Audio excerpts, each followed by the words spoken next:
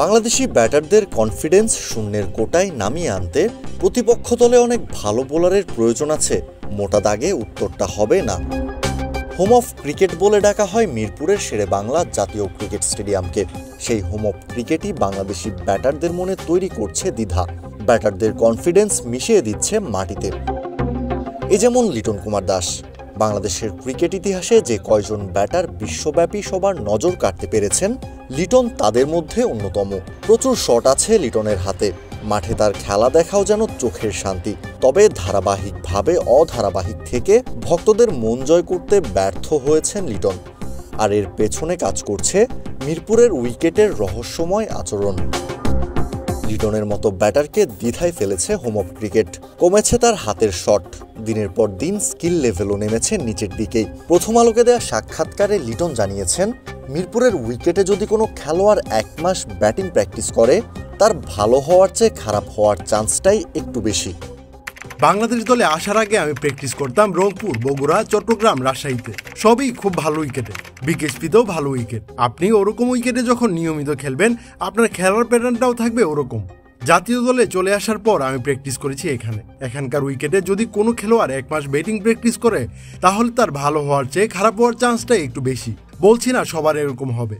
আমি এখানে নিয়মিত প্র্যাকটিস করাতে আমার যে নিজস্ব কিছু শট ছিল, সেই শটগুলো আস্তে আস্তে কমে যাচ্ছে। মনে ডাউট আসা শুরু হয়েছে। ওই ডাউট থেকে আস্তে আস্তে আমার স্কিল নিচের লেভেলে নেমে এসেছে।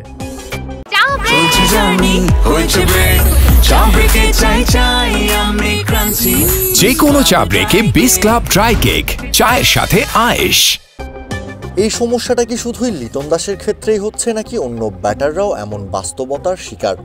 বল পিচ করে সুইং হবে, টার্ন হবে, এটা সামলানো ব্যাটারের দায়িত্বের মধ্যেই পড়ে। কিন্তু মিরপুরের পিচে বল পড়ে কি হবে, সেই উত্তর নেই লিটনের কাছে, নেই বাকি ব্যাটারদের কাছেও। এমনকি বোলারও জানে না বল পিচ করার পর কেমন আচরণ করবে। একজন ব্যাটসম্যান হিসেবে আপনি যদি জানেন বল সুইং করবে, টার্ন করবে, সেটা খুব বড় সমস্যা না। কিন্তু যখন পিচে বল পড়ার পর কি হবে আপনি জানেন না, তাহলে খুব কঠিন। কারণ একজন ব্যাটসম্যানের জন্য সেকেন্ডেরও কম সময় থাকে। আমি কেন বারবার এই কথাটা বলছি?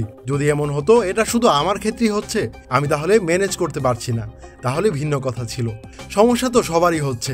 মিরপুরে যদি আমাকে বলতো তোমার শুধু বল ঘুরবে, তাহলে কিন্তু আমি সেজন্য প্রস্তুতি নিতাম। কিন্তু মিরপুর আমাকে বলছে বল ঘুরবে, বল সোজা যাবে, বল নিচু হবে, বল হঠাৎ লাফ হবে। এখানে আপনি কিভাবে অ্যাডজাস্ট করবেন? একই জায়গায় বল পড়ছে, বোলাররা হয়তো বলটা ছাড়ছে একইভাবে, তারপরও এই বলটা পড়ার পর হয়তো অফ স্পিন করছে আর একটা সোজা যাচ্ছে। বোলারও জানে না কি হবে। আন্তর্জাতিক ক্রিকেটে 10 বছর হতে চলেছে লিটন দাসের। বিশ্ব জয় করার মতো প্রতিভা নিয়েও দেশের গণ্ডিতেই আটকে আছেন লিটন। আটকে আছেন মিরপুরের হোম অফ ক্রিকেটের পিচের গোলক ধাঁধায়, যা দিন দিন নষ্ট করছে লিটন সহ বাকি ক্রিকেটারদের, বিশেষত ব্যাটারদের কনফিডেন্স। অবশ্য শুধু মিরপুরের দোষ না, অনেক তো সুযোগও পেয়েছেন লিটন, কাজে লাগাতে পারলেন কই? সেই আক্ষেপটা কোথায় লুকাবেন তিনি? সে যাই হোক, লিটনের এমন অভিযোগ কি আমলে নেবে বিসিবি?